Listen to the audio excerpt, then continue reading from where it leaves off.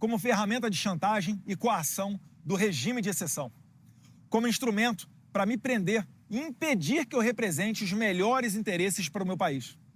Seria mais confortável ficar quieto, recebendo um excelente salário e fingindo defender os paulistas e meus irmãos brasileiros do que enfrentar esse sistema covarde e desumano. Mas eu não aceitei esse chamado para ter conforto ou comodidade. Eu aceitei esse chamado para defender os valores da nossa civilização. Aceitei essa vocação como um compromisso não só com a minha família e a minha nação, mas como uma aliança com Deus, um voto de lealdade que apenas um homem com caráter e fé pode entender. Não irei me acovardar, não irei me submeter ao regime de exceção e os seus truques sujos.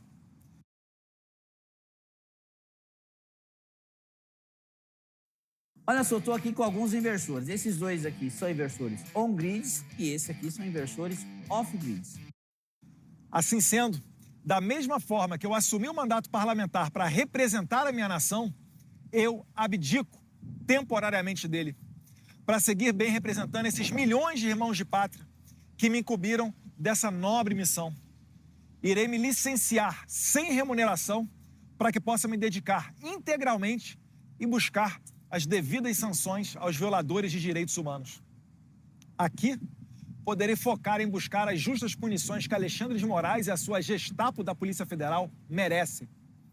Vocês, homens de geleia, pequenos e vaidosos, não estão acostumados a lidar com homens de convicção. Acharam que iam me chantagear com os benefícios e regalias do cargo. Não poderiam errar mais miseravelmente. Os melhores parlamentares, verdadeiramente vocacionados, não são figuras caricatas apegadas aos títulos da burocracia. Abro mão de cabeça erguida, de toda essa pompa, para seguir firme na minha missão de trazer justiça para todos os tiranos violadores de direitos humanos mais básicos. Eu estou falando de vocês, os psicopatas que prenderam mães de família, idosas, trabalhadores e todo tipo de pessoa comum e inocente. Irei abraçar esse sacrifício com entusiasmo. Focarei 100% do meu tempo nessa única causa: fazer justiça. Criar um ambiente para anistiar os reféns de 8 de janeiro e demais perseguidos que fizeram parte do governo Bolsonaro, que estão pagando o preço da crueldade de um psicopata que sonha em prender Jair Bolsonaro e, imagina ele, que assim vai exterminar o maior movimento popular que a minha geração já testemunhou, o liderado pelo nosso eterno presidente Jair Messias Bolsonaro. Também não descansarei até construir o cenário internacional que permita eleições limpas, transparentes e com ampla participação da oposição. Não existe democracia num país que age como a Suprema Corte da Romênia ou a narcoditadura da Venezuela de Nicolás Maduro, onde os líderes da oposição, que arrastam multidões nas ruas, sejam impedidos de concorrer por conta de eufemismos desavergonhados de tiranos. Ressalto que a minha posição de deputado federal, ainda mais tendo sido o mais votado de toda a história do Brasil, bem como filho do presidente mais popular da história recente do país, me facilitava, sim, a abertura de portas internacionais. No entanto, essas portas já estão abertas. Agora, necessito de tempo e dedicação integral para seguir trabalhando e representando não só os paulistas, mas todos os brasileiros. Nessa jornada, só tenho a agradecer a Deus. Um filme passa na minha mente e entendo quão extraordinária é a providência divina. Poucos sabem disso, mas no mesmo dia que os deputados do PT peticionaram a PGR requisitando apreender o meu passaporte, em 27 de fevereiro, eu estava voando com a minha família para os Estados Unidos, num voo que eu havia comprado poucos dias antes. Provavelmente, nem o PT e nem Alexandre de Moraes esperavam que eu fosse passar o feriado de carnaval fora do Brasil, já que eu havia recém-retornado de minha viagem dos Estados Unidos 2 dias antes, em 25 de fevereiro. Eu não tenho nenhuma dúvida que Deus, em sua infinita sabedoria e bondade, protegeu a mim e a minha família, para que a minha missão de trazer justiça não fosse interrompida por esquemas e planinhos dos canalhas de ocasião.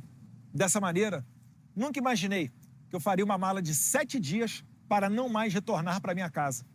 Mas hoje, vejo com clareza que Deus está me mostrando o caminho. Tenho certeza que o meu eleitor também entende que o meu trabalho, nesse momento, é muito mais importante aqui nos Estados Unidos do que no Brasil. Como defendia o professor Olavo de Carvalho, não se combate uma ditadura vivendo dentro dela. Todos no Brasil sabem que Alexandre de Moraes é capaz de fazer qualquer coisa, ainda que notoriamente ilegal ou inconstitucional, mesmo que exista um parecer contrário da PGR, como, aliás, ele já fez no passado. Falando em PGR, Moraes deu prazo para o procurador-geral de 5 dias para responder a um simples sim ou não acerca da apreensão do meu passaporte. Porém, já se passaram mais de 18 dias e nada do senhor Paulo Gonet responder. Seria ultrajante, mas, na atual democracia relativa brasileira, ninguém poderia se dizer surpreso com a apreensão do passaporte de um deputado e até mesmo a sua prisão sem motivo. Ao bem da verdade, fatos muito piores já ocorreram, como a morte na cadeia do Clesão, a condenação a quase 9 anos de cadeia do deputado federal Daniel Silveira, que recebeu indulto do então presidente Jair Bolsonaro e pela primeira vez na história do país, o indulto foi covardemente cancelado pelo STF. As prisões preventivas e injustificadas de Felipe Martins, Anderson Torres, Silvinei Vasquez e vários outros.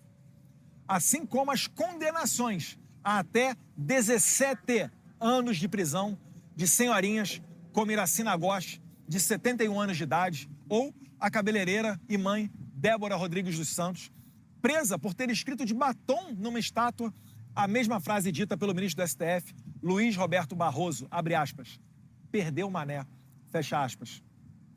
Quem, em sã consciência, pode esperar algum tipo de pudor ou moralidade de um regime de exceção? Como alguém pode esperar a justiça vinda de um pedido para prender o meu passaporte, feita por deputados do PT e encaminhado diretamente para as mãos do Alexandre de Moraes, sem sorteio ou distribuição? Ou seja, serei julgado por um inimigo declarado, pela mesma pessoa que eu tenho denunciado aqui no exterior. Serei julgado, de acordo com o juiz Marco Antônio, assessor de Moraes, pelo cara que quer me pegar de qualquer forma. Lembram dos artigos do Glenn Greenwald? Esta é a pessoa que está me inserindo criminosamente no processo de golpe de Estado da Disneylândia, também conhecido como golpe de 8 de janeiro. Certamente, não é fácil me afastar temporariamente do cargo de deputado federal. Não é fácil saber que o meu pai pode ser injustamente preso e talvez eu jamais tenha a chance de reencontrá-lo pessoalmente de novo.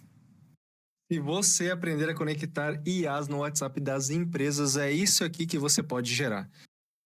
Não tenho dúvida que o plano dos nossos inimigos é encarcerá-lo para assassiná-lo na prisão ou deixá-lo lá perpetuamente. Assim como aconteceria com Donald Trump, caso não tivesse sido reeleito agora em 2024. Contudo, a vida é feita de decisões e sacrifícios. Se esse é o plano de Deus para a minha vida, entrego-me de corpo e alma.